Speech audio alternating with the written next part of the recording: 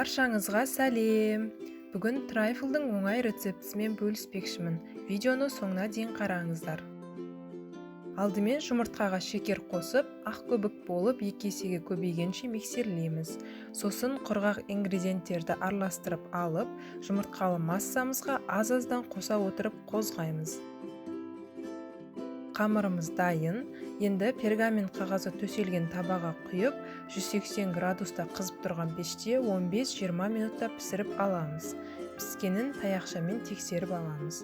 Сосын барынша суыға қалдырамыз. Кремін жасау үшін салқын кілегейді аздап қоюланғанша миксерлеп алып, қант ұнтағы мен сүзбелі ірімшік қосып, қою крем пайда болғанша араластырамыз.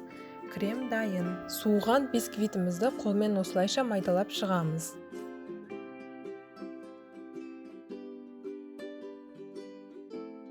Шоколадты глазурь жасау үшін шоколад пен кілегейді микроволновкада немесе су моншасында ертіп аламыз.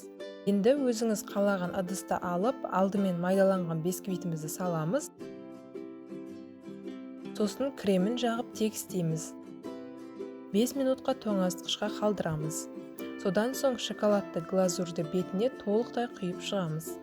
Ары қарай әсемдеу өз қалауларыңызша, мен кокос жаңқасын сеуіп шықтым және жүзімді қолдандым. Дәмі тіл үйіретін трайфлдарымыз дайын. Осындай әр адамға бөлек етіп, кішкене ыдыстарға жинасаңыздар болады. Міндетті түрде жасап көріңіздер. Сіздермен бірге болған Айнура. Рецептлерім ұнаса, каналыма тіркеліңіздер және видеоларыма лайк басып, пікір қалдыруды ұмытпаңыздар. Назарларыңызға рахмет.